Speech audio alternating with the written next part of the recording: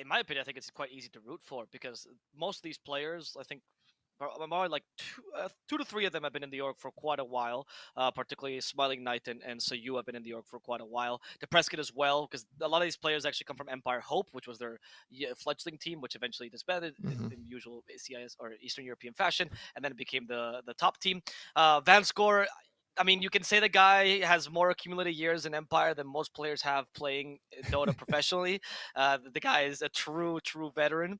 So this is a team of a lot of players that nobody really believed in, that were in honestly secondary teams for a really long time and are finally getting their chance. And even when they got their chance, I mean, in the first division, they got a lot of hate. They got a lot of people saying, this is not what the Empire I'm used to. I think this is a better team. But they stuck it out.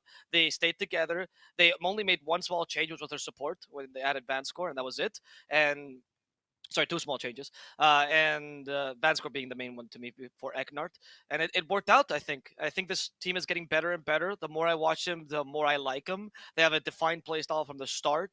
The only thing I think they were missing, particularly in the first season when I was casting them, was someone that had a cool head and enough experience, and I feel like Vanscore fulfills that role. I mean, you saw him. Like you chill out when you talk to him. I was interviewing him, and I was like, Mm-hmm. "Oof, I'm more calm now."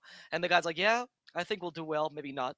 I was doing essay interviews yesterday, and I asked the same question to the essay guys at Vanscore did. I'm like, yeah, of course we're gonna do well. I mean, what do you think? We're not gonna do well? No, we're gonna do well. We're gonna win this qualifier. And Vanscore's like, I don't know, maybe. I hope so.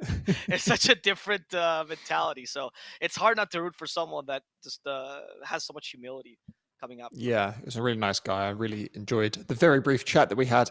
Empire will be going into this final match with that Hoodwink DK combo yet again, whereas Navi are picking up Rogers, Shadow Demon, and Ramses' Mars, most likely. Again, so far, close to the same drafts as last time, slightly different bands though. Richie, talk to me about how this could continue to unfold. Well, I just want to point out the one key difference because although it seems like we're watching the tape over from game number 2, this is indeed game 3 between the two teams. Biggest difference, of course, is going to be Navi have taken the step to ban out the Lina that Team Empire have gone for both games. So we're going to need to see a different hero for Depressed Kid, while it looks like the supporting cast, at least of DK Hoodwink, is going to be the same. I'm sure, much to the chagrin of Oliver, the biggest Davian stan here on the panel. Navi. Oh, Depressed Kid Invoker. I'm hyped. I'm so hyped. Yeah, this is going to be such a good match against the Gyre Iroh especially. I think we're in for a treat in game 3. If people don't know about this Depressed Kid Invoker, it's his most played hero in the leagues by some margin. Team Empire are going to pick up that Spectre yet again. Very happy to rely on that. Where Navi, their third game in a row on the Gyrocopter, this time pairing it up with the IO for that classic combo. I believe this is our first IO of the qualifiers. Arvo, talk to me a little bit about IO and why we've maybe not been seeing them as much as we used to. I mean, some teams really like it. Nigma is one of them, for example, in Western Europe, where you have to ban the IO because they enable a lot of picks. Some teams don't feel as comfortable using it. The thing about IO is that usually the strats are very predictable, and he's a hero that can easily be countered. In fact, I think this game he actually got pretty countered with a Spectre. It's not easy to play him either. Well, depends on who you ask. Like, Crit, I remember 3-4 years ago, told me after the rework that IO is for noobs now and anyone can play, and he was super sad. But I think the hero still requires a level of coordination that not all teams are comfortable with. Soneko was an IO spammer back in the day, so I'm not too afraid of this idea. I think it's just a pocket strat here. Good IO player. Last picks and last bans here for both of these two teams. It will be in the TI qualifiers, one of these teams' last ever pick. So can they? Let's hype these picks up to the absolute maximum. Arvo, talk to me wildly about what Navi could be picking here. Oh, about Navi. So you're in the mid lane. You're up against the Invoker. I think mostly against Invoker, you try to ignore. I would like to see the classic Doom, honestly. A very Eastern European staple. Really solid against Spectre, pretty good against DK. Ignores the lane against Invoker. Usually against Invoker, you either want something like, for example, Viper's pretty solid against Quaswex that can outlast him, or you just want a hero that ignores him. Mostly melee mid laners like Konka, DK. Tiny actually is pretty solid too, though I'm not the biggest fan of it in this lineup. And again, I think the Doom's pretty good here. Not a no-one hero, though. And Richie, talk to me about Team Empire. They've got 2 minutes here to decide on a pick. Sure. What do you think they're going to be going for? I don't think they're gonna wait the full 2 minutes here because I think right now Alvaro said, when you asked him about the Team Empire history, these guys do have a play style, and I think right now they are going for a draft that allows them to fulfill it. Here, as this last pick is going to be the Ench yet again for Vanscore. Should have predicted that one because they did need to support. What this play style is, it's Petushara with the supports and the mid laner making space early. Smiley Knight on this very classic win condition. They're gonna let him farm until he's absolutely huge, and then they're just gonna throw everything they have at Navi just like they did last game. And I'm really looking forward to this Invoker. It's a really fun Invoker, the Quaswex Invoker, usually for Depressed Kid, and I'm glad we get to see it here in what could be their last game here in the TI qualifiers. This end was so impressive last game as well, so I think this would really help stem early Navi aggression and get them out the laning stage in a good state, which is where they want to be. So Navi are probably looking for a mid laner here. I imagine a game dominator, someone who can carry them through the mid lane. Would you agree, Alva? Yeah, someone who can do. You're looking for someone who can either mirror the Invoker's rotations or beat him in lane and not care, right? So, for example, I was thinking about No One's Heroes, and like DP, one of his favorites, is okay here, but you might be doubting yourself because you just lost last game with that hero. That's always a psychological thing for players. They lose one game with the hero and they lose confidence in it. I knew it. Go I should have said it. I knew it. I knew it was going to be a storm. Okay. I knew it was going to be a storm. That's a big claim. I didn't want to interrupt you because I thought you were going to get there. I'm sorry. Just but shout it's this.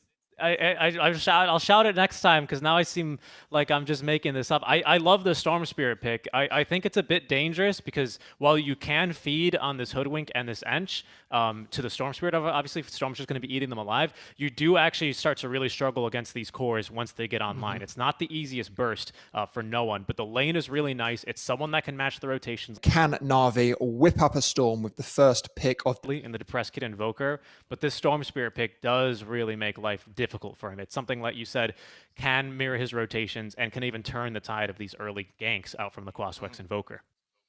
Something I also really like about the Storm is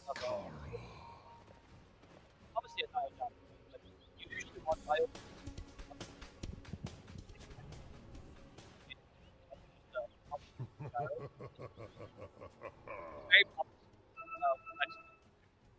Back in the day was also the flash track. I think so. Pretty nice. In between to give him more mana. But it's a really solid pick here into the mid game when you give him all the healing that he requires. You can heal him up between fights as well, which is nice, and that way you always have that diversity for Navi's options. Even you can go from relocate ganks to the Storm. Not necessarily, but you can initiate with a Gyro, for example, and then Storm goes in with the Bolt Lightning. All of a sudden you have 4 heroes with only one really showing, right? I like this draft much more than the last one, that's for sure. I agree, and I think both teams acknowledging the very fragile state that this series currently sits in. First game, 5-man smoke on smoke, right? No one really too eager to get into a fight. Second game, Team Empire with a radically different approach. They 5-man smoke, and they set the trap for Navi. They get 2 kills to start this one off. This time, neither team smoking. No fights over the bounty runes. Everyone just wanting to get as stable as a start and looking to progress into the laning stage immediately. So you can tell, man, the pressure is on for both of these two teams. Yep. Neither team wants to obviously give their chance for the close qualifiers. I think the pressure for Navi though must be immense right now. I think what you mentioned was pretty accurate before. Like so many people just want you to lose. I'm not gonna lie, I've seen the comments. It's true. We read chat, we read Reddit. So many people are just full on hating because of what they did to Gambit. I think there's a justification to be made. But, like I get it, you want to defend Gambit, but it also sucks for Navi to have to play with so much pressure. And they probably want to prove those guys wrong. Of course. Yeah, of course. I mean, plus not to mention, it feels like if we're going to turn this into a whole WWE storyline thing, right, and blow it out of proportion, it's like they're going to be the heel here to what is the Young Bucks team spirit. You got the wild cards, Rezo on Hellraisers, who's been previously a TI finalist, so close, right, to lifting that Aegis, now looking for his chance back in these qualifiers. I mean, the storylines as they continue to brew, it is absolutely scrumptious here, and I think we're in for one heck of an appetizing Game 3 here. Yeah, I heard that Ramses met up with Smiling Knight in the locker rooms and they saw each other. He says, "Your pile driver ain't anything. You know, you don't know how to place carry." And then Smiling Knight said, "Watch me in the ring," and you know they're duking it out here. There Let's they see who's go. better. There they go. I love it. I love it, man. We'll see here how it continues to develop. We'll talk a little bit now. I want to talk a bit about this Io Gyro, right? Because you brought up, hold that thought, EMP mid lane. Oh, it's just to burn a bit of mana out from no one. Just casual harass out from the Quaswex Invoker. And we'll get to this mid lane matchup here in a bit. Because we've got a couple different interesting itemizations that we could go for, both for the Invoker and Storm alike. But I love Io Gyro because it's a combo that we're not too afraid of seeing, or we're not too... it's not too rare in Eastern Europe, especially because one of the teams that is very keen to pick it and actually get a lot of bans out from the IO specifically because of this is PuckChamp, right? They love running IO Gyro. They always like to pick it in the second phase if it's going to be a good game for it, and they show us the real strengths of it as top lane. They are going to be able to get first blood now onto Roger. Ramses had the spear ready, but couldn't do much after the bonk was already thrown. In the bottom lane, they're trying to do the same thing for Sayu, though. Let's see if they can kill off the little squirrel. But Petushar is doing a good job mitigating whatever impact the Rocket Barrage is going to have. So there's no way they can finish off Sayu. And it's similar to last game, honestly. I don't think the IO makes much of a difference compared to last support. What was it that Gyro was paired with last game? A tree. Treant. Yeah, I mean, Treant deals more damage, so I guess you can harass the DK more, but it's not like DK is going to be able to kill B2. The armor is still pretty good, and Soneka should be able to heal him back up just fine. That's true. The reason I was going to bring it up is because I think game one, we went for an incredibly fast gyro build, right? It was, first item diffusal into, I don't remember what the second item was, but first item diffusal compared to second game, which was our very, very classic, I'm playing for the late game gyrocopter, right? Maelstrom into Ags, into BKB, Satanic, Daedalus, right? Very, very classic gyro build. With the Wisp, he is going to kind of just follow him around, give him overcharge. This is at least how I see PuckChamp always use it. And he has the freedom to go kind of for whatever build he feels like is most necessary. And because your farming speed is going to be increased immensely by this overcharge, just constantly from Seneko, we're going to get the farm to go for whatever build. So it's going to be a really interesting game to see what VTune decides to go for first. For now, it seems like Maelstrom into Ags. We'll see if he decides to change his course of action, depending on how the lanes go. Okay, we'll see. For now, the mid lane matchup went as probably expected, right? Where Storm just gets an insane amount of farm, honestly. You can't really match a Storm when it comes to last hitting, and no one even has the advantage that you can go into the jungle and be efficient about that. I don't think Invoker really has that option to take the small camp as quickly, but the Invoker usually is faster with rotations. The issue that always happens with the Invoker Quaswex, and we've seen this a couple of times, is when do you get your first earn charge so you can gank? That's the biggest deterrent to the Invoker speed. Yeah, and I think off of that, I'm going to be interested to see how Depressed Kid decides to itemize the hero. I think when he last played versus a Templar Assassin, he did end up going into the, what's it called, the Witchblade, right? Just to be able to get a little bit more damage in the fight, to be able to get the refraction, because the draft wasn't really well suited towards fighting that Templar Assassin. This time around, and I will say normally, Depressed Kid does like to upgrade into the Vessel versus a Wisp. I could see a lot of value in that. Yeah, that's a good idea, actually. I mean, the support Invoker, I think, is really valuable, because I don't feel like you've dealt with the Spectre well. Storm is... Speaking of... There okay. Goes, bottom. Oh. Yeah, there we go. Depressed Kid, actually. He's going to try to catch VTune. It's going to be a good kill. Goodbye to VTune. Depressed Kid. Rotating even sooner than you expect. Not even the Urn. This is how you actually surprise the enemy team. They're obviously expecting you to rotate around the Urn. It's the normal Invoker timing. Depressed Kid doesn't care. He goes against the meta. That's why his name is Depresskid.girl name, to make fun of those players that has the girlfriend's name on their username as well. Yeah. This guy, he's against the system. He's raging against the machine. And just to highlight like how strong of an Invoker player is, like how well he knows his timings, he deliberately TPs because he comes back mid lane. Sure, he's against the wagon. Mid lane, though, Vanscore in trouble, as no one will be able to quickly zip and zap him down. But real quick, Depresskid knows he can't spend too long going for these kills. It's a quick pickoff, a TP, and then he's immediately back to the mid lane. Doesn't miss any XP. His tower only takes 5 or 6 licks out from the siege wagon. Totally manageable here. And now he's got this urn, and he might be off to the races yet again here with the Invis rune. Down bottom is going to be where he's going to end up going.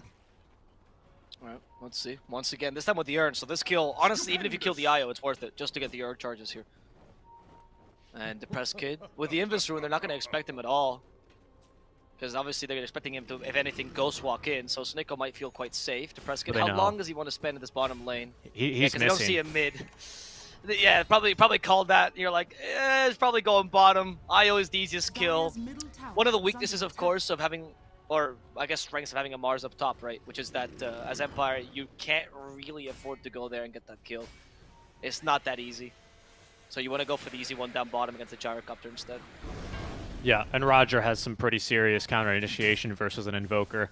The disruption super annoying versus your combos, and makes it a bit difficult to execute those cleanly.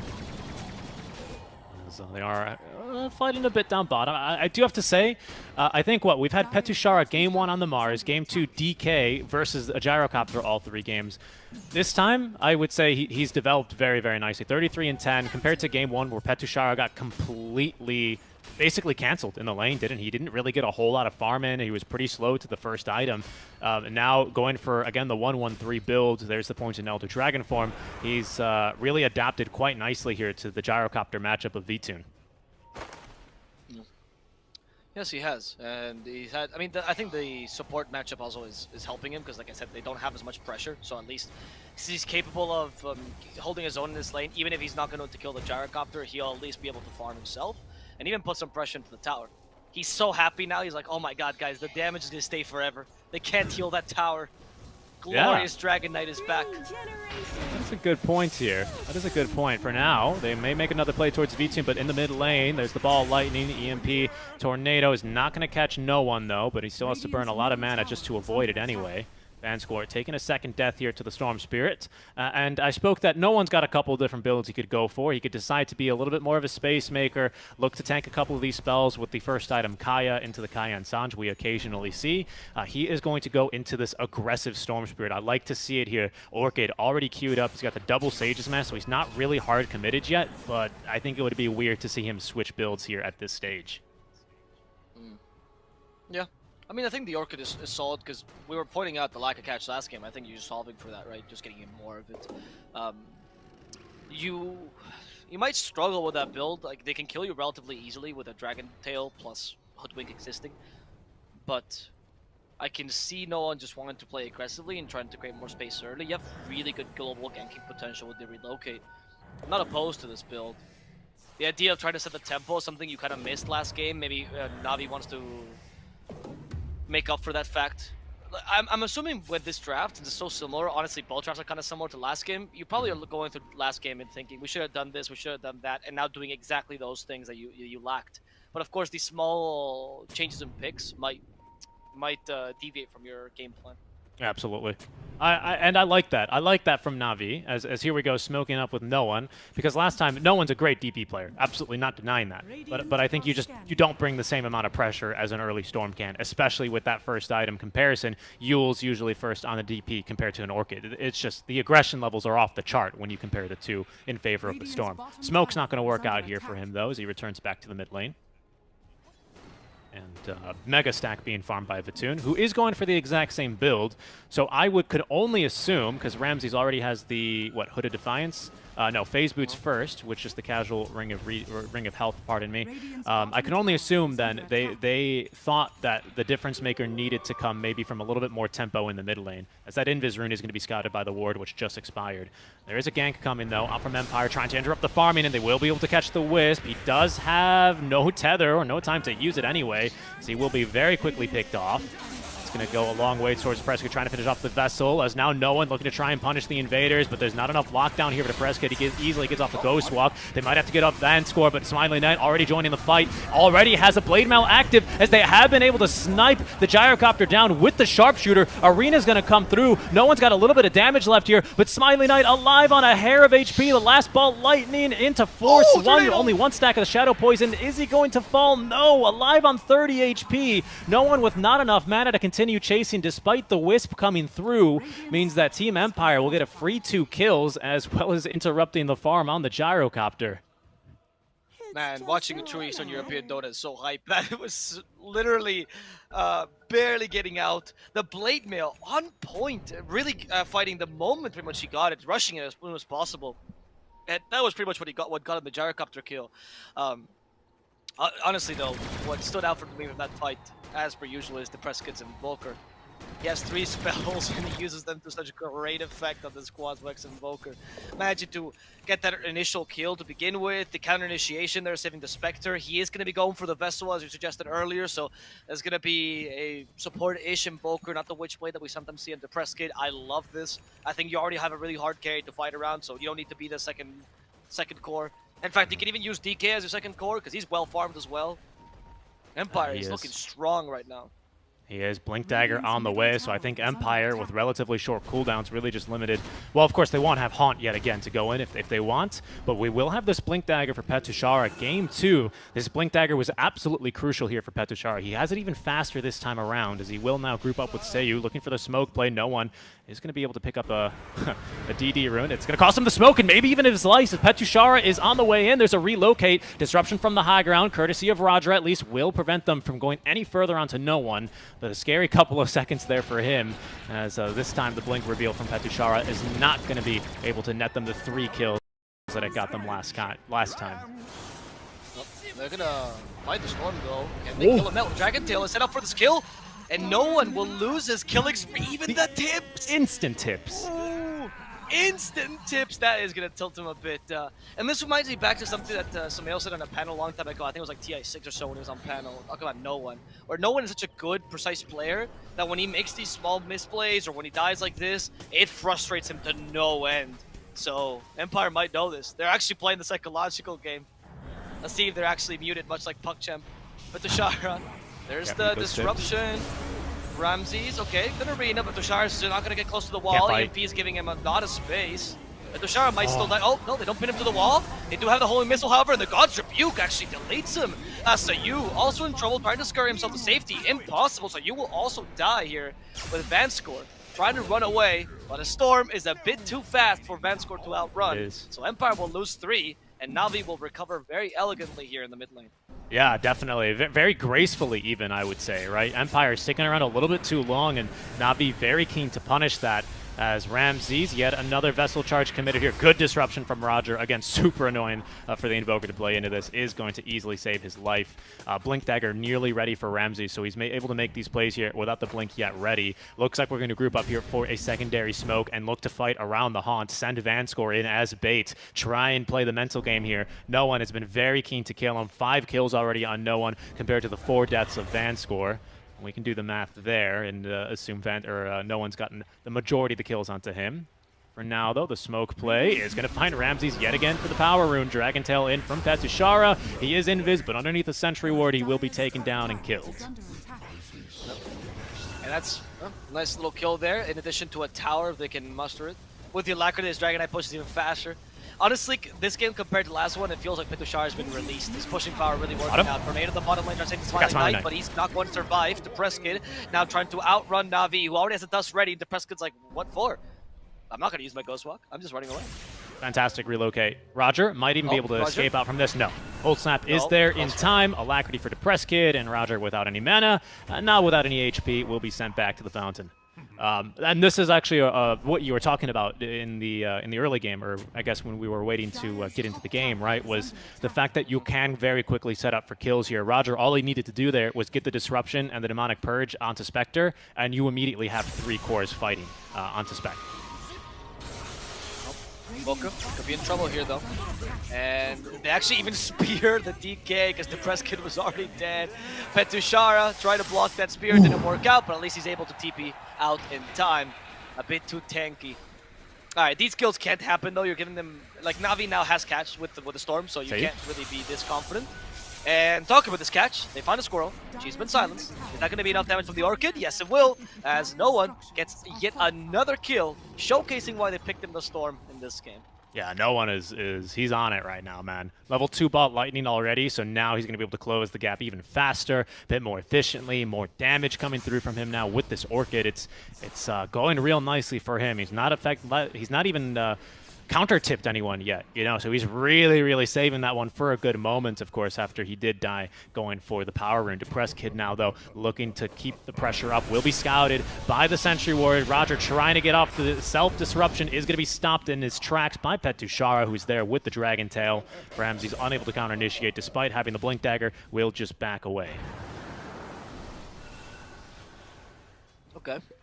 So, small support kill, not that big a deal, but what you need to start doing as Empire is being a bit more wary of your positioning when the Storm's available to gank you, because you're giving Navi some really nice counter kills, and they still have a really solid team fight.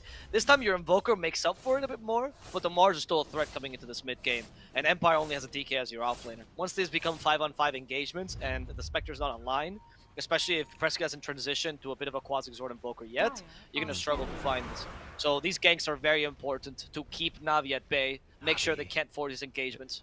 They know, though. No one's pushing any of these side lanes. All the waves are quite pushed in, but not taking any chances. Vitoon really at quite a crucial moment. He's just about to finish up his Ag Scepter already here on the Gyrocopter. Ramses as well, ready to counter-initiate as the scan will let them know that there were some Empire heroes on the way on over. We even committed Elder Dragon form for this on Petushara. Looks like we won't be able to get anything out from this. Patience from Navi here paying off. Breast Kid, he will persist, going back in with the Ghost Walk, because they have seen Seneko and Vitoon both top lane. Just missing the Storm Spirit, but underneath the Tier 1 tower, he could TP in relatively quickly. Underneath the Sentry's Depressed Kid, but no one there to give him vision on him. Vanscore now is going to go ahead and walk on up, look for these kills. They know where they're at. Ramses is going to be the target. There's going to be the ward placed down and the jump in. The haunt instantly there. Got Roger. He's dead immediately. Ramses as well, burned of mana and of life. It's Empire deleting 2 heroes off the top side of the map. They at least were able to escape with the Gyrocopter, but a decent win here for Empire. They pinged the ward even as they were getting killed. They realized, yep, they definitely put a ward up there. Worth it though. Bottom lane, the Depressed Kid. Seems like he's baiting actually. They want to go for no one. There's the Bushwhack. They have any more stuns? They need the Gold Snap to hit a bit further. No one's out of mana. You're right though. And with a Dragon Tail, Sunstrike's actually going to get the kill for Depressed Kid. What, you thought you could kill me? No, no, no. Depressed Kid was baiting the whole time. No one got a bit overzealous, too big for his bridges. And Empire gets a free kill off that. However, Navi is capable of farming on the Gyrocopter still, so not the end of the world. Vitoon is slowly getting close to that being online. Yeah, he's got Ags now. It's flying on over, so he's in a really good spot. Vanscore is setting himself up here to die, but there he goes, gets the D ward going, letting them know that, hey, I knew you had a ward here the whole time. I was actually the one watching you. Solar Crest about to be completed here on the Ench. As Depressed Kid yet again leading them into battle, and in fact it's another great catch. Roger just trying to put up some wards is going to be killed off and T-warded instantly. Tier 1 tower then is not going to be sieged in the end by Navi, as they will TP away Seneko and Vitoon both. However, Spectre yet again might be in a bad spot. The relocate's coming through. That is going to bring now the Gyrocopter into fight. Ramses is here with the arena. They're going to push Spectre up onto the high ground here and finish her off with the auto attacks from Vitoon. Just like before here, it's going to be another great pickoff onto the Spectre, as we were just trying to get a little bit more farm for Smiling Knights. I mean, this is the right place, but this time Navi has the lineup to actually be able to catch her out, right? With both Relocate and the Storm. This global potential nullifies the impact Spectre had last game. And this was part of the reason why Empire had such an easy time last game on Smiling Knight, because they really could not kill her, give her a certain point. Like, once she got enough farm, it was impossible for anyone but the Mars to really catch up to her, and even then you have to rotate your whole team, which is usually a waste of resources. Now, much easier time for Navi. Why this draft I thought was a bit more solid. And they're going to go for a no kill. Yeah, Vitoon could be in trouble. There's the Bushwhack. Oh, the Shark's joining in. Dragon Tail, still available. Meteor, but the mech is there. And the Sharpshooter's not going to hit. Disruption saving Vitoon. That mech healing, by the way, is absurd by Soneko. This is a build Nigma loves doing on GH. They go for mech plus Holy Locket, and then you just heal, like, carry full, honestly. Okay. They're going to go again for Roger, though. They knew he was going to go back and try and D-ward. That's going to refill the vessel here of a Depressed Kid who just had the one charge left after failing to get the kill onto the Gyro mid lane. So he's going to be able to keep the pressure on now with that refill. Eul Scepter, second item for Depressed Kid. Next into the Aghanim Scepter as he starts to trickle more points into the Exort at level 14. slowly but steadily getting a bigger team fight as the Invoker becomes that threat. But similarly for Navi, getting a real carry as Gyrocopter comes online. And this time, I think due to the IO, you can go for a more glass cannony build, or just a stats build even, you know, with like Scotty, Butterfly, so you don't have to rely on the Satanic as much. BKB is still a necessity, but Satanic might not be an item you get next. No one. As He's in the you line only of have the fire. healing. The smoke gank out from Empire is crossing the map. Depresskit, though, he might just find Ramses first. No, they've got vision on no one, setting him up with the Yule Scepter. Ramses here to counter-initiate, but Petusharo with the Blink Dragon Tail. Sharpshooter's going to find him, and he's stunned for too long. Ramses, despite his best effort, is going to be forced to attempt to TP away, bushwhack, and now swept up by the tornado. He's going absolutely nowhere. Depresskit with the Vessel is blowing through him. 2 kills here for Depresskit. As Empire just keeping up the pressure, man. They kill Roger, immediately smoke, and find 2 more incredibly valuable pickups. This Yosetteron in bulk, I was wondering, what's the combo here? Like, you know, I haven't seen Yos in a while. Obviously, the spell is very useful for the Orchid, but why else are you buying it? And I see now it's set up for the Dragon Tail. Very, very smart by Depresskit. I think maybe a fast storm with level 3 ball lightning, depending on the Dragon Knight's positioning, might be able to get away, but certainly not now. Oh no, if they find V2 here, the Cold Snap already used the Haunt. They're committing to this. I needs to save him the relocate, but he's too far away. You don't have V2 reload? is going to die. No, they don't have reload. Never mind. Yeah. Oh. So Naiko wouldn't have healed him anyway. He just had to retreat. Rough spot. Snako was just so dedicated. This ward spot has been absolutely huge to Team Empire. We finally at least have gotten the vision down, but for what now? Gyro is dead. You can't fight. You don't have any damage. You just ended up using Arena coming off cooldown now, but Roshan already on a 3rd HP is going to go down. This ward spot absolutely huge. The one that they're using the Ripper on. It has been so crucial towards Empire's early successes here in these fights. 2 kills onto Roger, kill onto the Gyrocopter, and then the Wisp barely escaping there. It's been all so crucial here for Empires. Now they're going to get this first Aegis in hand for the Spectre, who has now Manta Style and Blade Mail completed. Same build as last time, Avo, next into the Eye of Scotty. Okay. Yeah, I think this build suits him again, right? You're up against the same carry, so you're just concerning yourself with that. True. Scotty even better now, as you'll be reducing the IO's healing. Much more important than Trim Protectors. So I think Smile Knight's pretty satisfied with this. I want to see the changes V-Tune is making, though, in his build. You know, once he goes, yeah, there's the BKB, right? But instead of going for Satanic, he immediately goes for damage. Not only I think would he have made this change because of the IO, but I think he would have made this change anyway, acknowledging one of the issues they had last fight. Oh no, the combo again. So you has the bushwhack, and that's gonna hit perfectly. There's the disruption to save him, but Tushar is waiting for the Dragon Tail. He's not ball lightning anywhere. No one's down. They got Roger might pay for this. A tornado cancel TP. Why don't you disrupt yourself now, Roger? Empire takes 2 kills, another one on no one. It doesn't seem like this storm is that hard to catch for Empire. Dude, that was a blind tornado, by the way. Depresskit just throwing that one, hoping to try and catch Roger, that I think was so hyped that he was. I can't imagine what the energy is like here for the Team Empire. I mean, they just beat Navi in Game 2 after a really great performance from them. They're going with basically kind of the same draft for both themselves and Navi. Sure, the mid laners are a bit different, comfort heroes for both, but it's like, I think all that they have to tell themselves is, hey guys, let's just play the exact same game we did last time. We beat them then, we can do it again now. Yes. I agree. I think they're having an incredibly solid performance right now. And Navi is struggling to make some of their picks work. They're struggling to be able to kill the Empire heroes to give enough space for the Gyrocopter. That said, though, Navi's closing in on a big point of inflection. 2 big ones, actually. The BKBs, really. The BKB on Storm, they already got the BKB on V-Tune, and maybe you wait for the Crystallis for a bit more damage. Once you have those, you can force 5-on-5 engage, like, for example, in the bottom lane, there's an arena already used, but the Shah has a BKB. However, they're going to kill the Depresskit immediately, so the Depresskit's down for the count. That's a big kill here for Navi. Looking for Vanscore next. Not as important, but maybe unkillable. No, it's an Enchantress, right? It's Enchantress 5. The TP, Vanscore, pretty cheeky, but not going to get away with his life.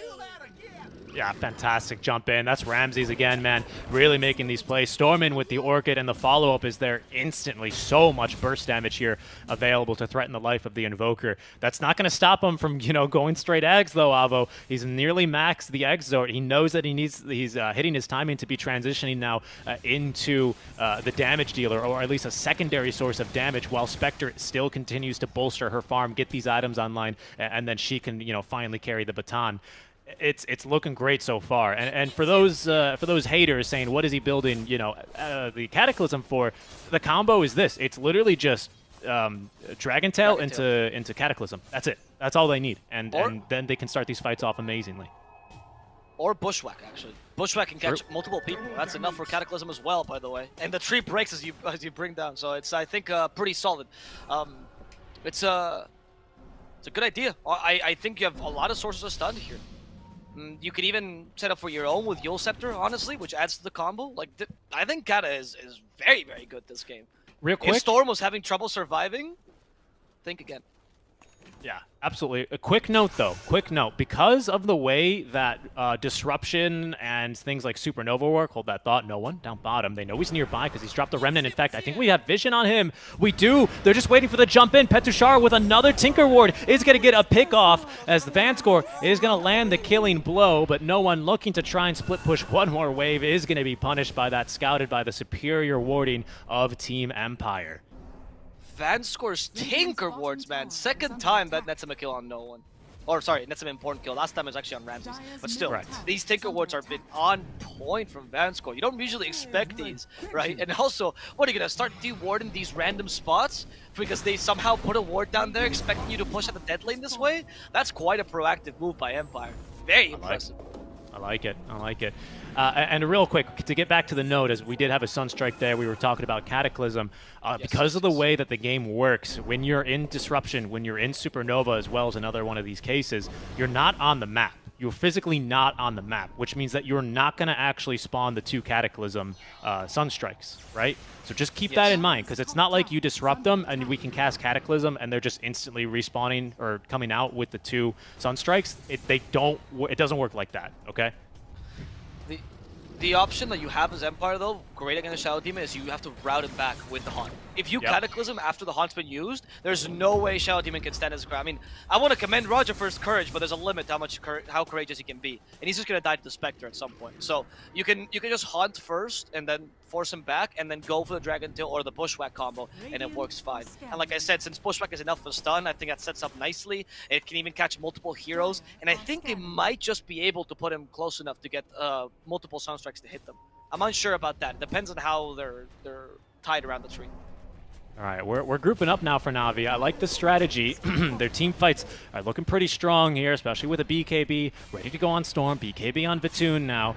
We're going to be looking to push this mid-tier 1 tower. Tornado easily dodged here. Move speed too high here on Vatoon, even slowed by the Spectral Dagger. He's pretty darn fast. Scotty has just been delivered for Smiling Knight. I think, I don't know if they want to go in here. Ramses, there's the Sunstrike Disruption to save him, as no one immediately diving the backliners, trying to get this kill, at least on a Depressed Kid. There he is with the Orchid. He had Dust prepared. They have at least dispatched of the Wisp, but he's got buyback immediately back into the fight. Smiling Knight, though, has been able to jump onto Vtoon and finish him off in the meantime. Now looking for more, as we had to use the arena already. Ramses held in place by the Bushwhack, finished off. Soneko's going to relocate back, but they're here for Roger, and they've got another kill. Team Empire, they will lose the mid laner, but they pick up 4 kills in exchange. This is when you start to see one of the biggest limitations that we mentioned a couple of times in the Navi draft, which is the core-to-core matchup, you know? I think no one played that perfectly. He went for Depressed Kid, he stops the backline. He actually didn't just stop Depressed Kid, but also was annoying the Enchantress halfway through. It didn't matter, because your 2 carries, when they fight head-on, it happens to be that Spectre wins every single time, especially with a Blade Mail. How do you deal against that? Especially with Petushara joining in as a secondary core, then get these easy kills and still have him dealing a fair amount of damage. Once he get Ags, this becomes even harder. In fact, he just got it. So, it is looking scary for Navi. This Gyrocopter is just not doing enough, and I don't know if he ever... He's farmed. He is farmed, but I agree completely with you there, Avo. It's this concept of oh, hold on, they're fighting in the mid lane. Dragon Tail is out. No one, though, looking for Seiyu. That's not really the kill that they were hoping for, especially after using the BKB. They wanted more, but they'll have to at least settle for the Squirrel for now. It's support for support. DD Rune, though, scouted by Ramses. Roshan might be up in the next 10 seconds to 3 minutes after that. We'll know in this 10-second period. But either way, we're going to hold on to this bottle, get ready to go. Reaver on Gyrocopter, so it looks like he is going to go for the Satanic first, definitely valuing that to make sure he can steal himself up and go 1v1 versus the Spectre. But I wanted to touch back onto that point, Alvaro, because I think it was a great one. It's this idea of if you have someone who's going to be great at cutting backlines, like a Storm Spirit, but you're able to one-up them, your strategy just falls apart. Storm, without backup, is very limited by his mana, and by diving that far for those kills, he doesn't really have anything left to... There's no gas left in the tank after that. If Spectre's immediately back onto your lines, even faster than you are.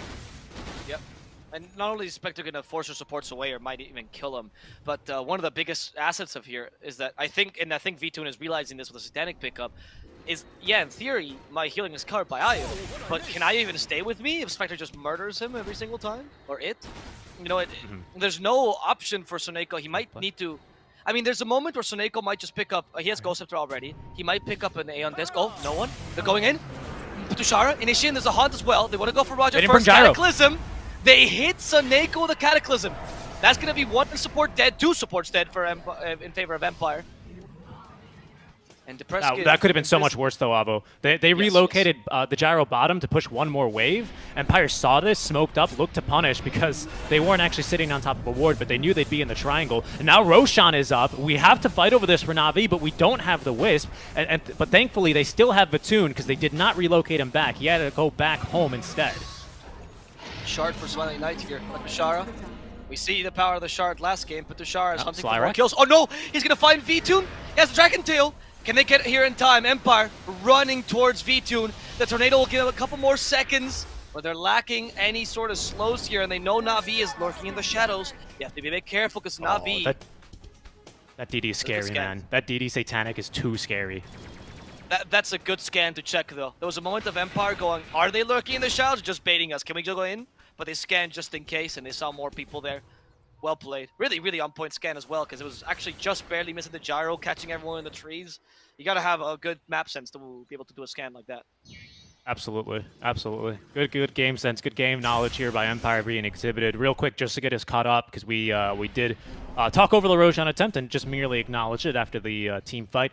Aegis now on Smiley Knight with the Shard as well, so he now has the, what is it, Shadow Step, I believe, or just the Dispersion active is now what it is, pardon me. Yeah. But most importantly, I think, other than the Aegis, is we now have cheese on Depressed Kid. And this cheese is a major problem for Storm, of course, because while you do silence him, you're not going to stop him from using any of his items. So we can just, you know, kind of take you for a bit of a ride, get you to waste all of his mana trying to get you killed, and then before Soulburn's activated, pop the cheese and keep fighting. You're good to go.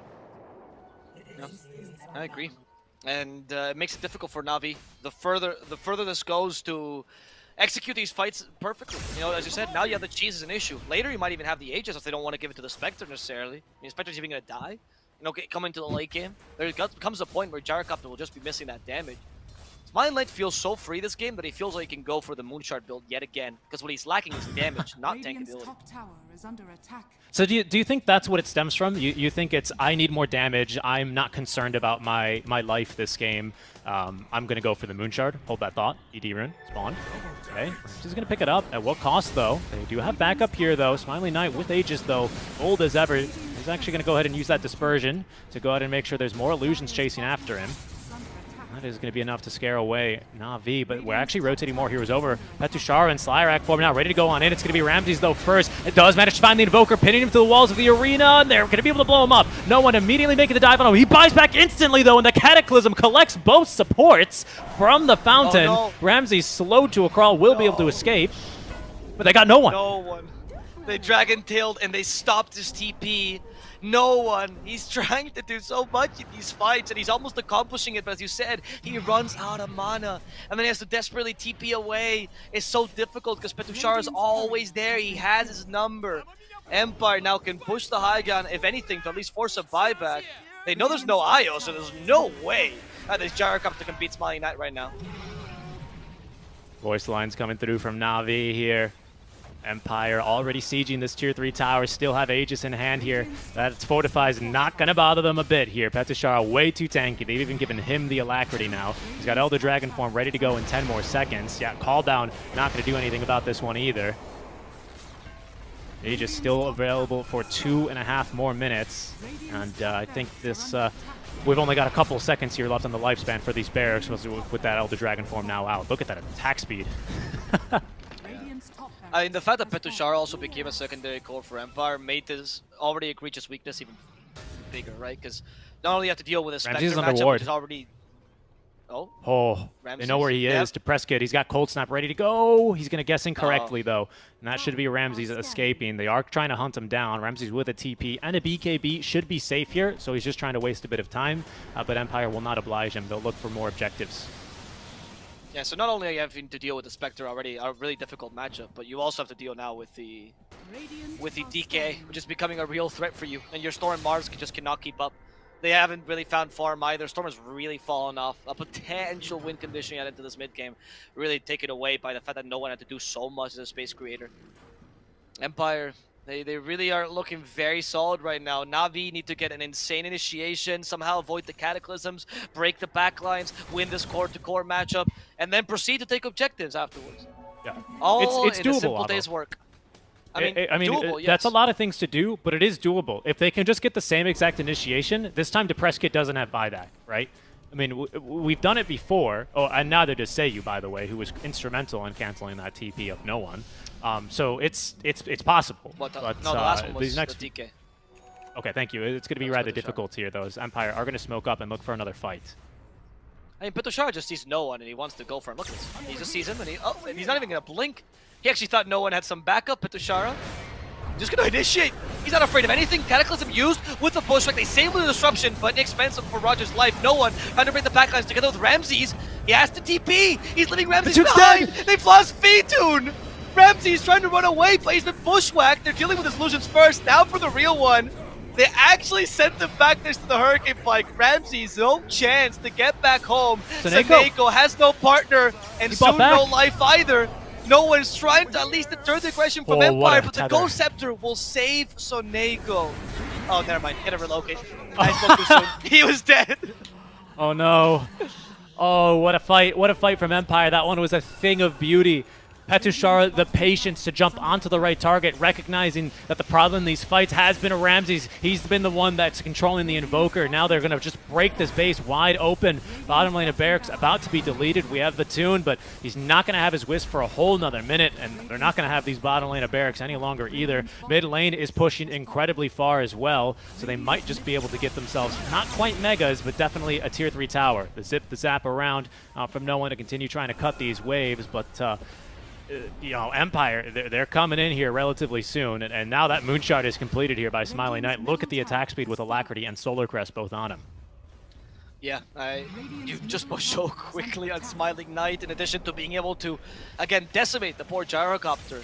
I don't want to be a defeatist, Richie, but with 22k lead for Empire, with a better core-to-core matchup, even more solid cores in general as well, what options are left for Navi? Besides a Miracle Smoke? I mean, Electric Vortex might be it. That might be the last bit of teamfight you have, maybe with a Shard on Mars, and you get an insane Spear. Maybe one of Empire's teammates disconnects, and someone else has to play that hero, and they're not an Amiga, so they lose? Maybe we go, but damn, Petushara, you're playing a really good game. Ramses, we're going to switch you mid-match. Oh no, too soon. Empire's not Gambit, okay? You don't get to post their players. True. Yeah. I mean, it's coming down to it. Navi, if they're going to come back from this one, it'll be the story to tell, you know, all the kids that start playing Dota 3. This is going to be one hell of a comeback. A 22k net worth lead now amassed by Team Empire. Dota Plus giving them a 100% win rate, as we might just be approaching what could be the final fight. Petushara in Slyrak form. He's found the initiation. They've already killed Roger without even the Cataclysm. They didn't even manage to catch DePrescott with the BKB. He, in fact, turns and fights. Batoon, though, is getting absolutely demolished. He's lost his Wisp. There's the bash out from Smiley Knight. Disarmed and killed off by the Sharpshooter. It's Team Empire who will grab this game away from Navi and eliminate them from TI. Well, qualifiers. Yes, but still worthy. Empire not losing a single game. Remember, they're starting from losers brackets. They managed to make it in the upper division, but it really didn't quite make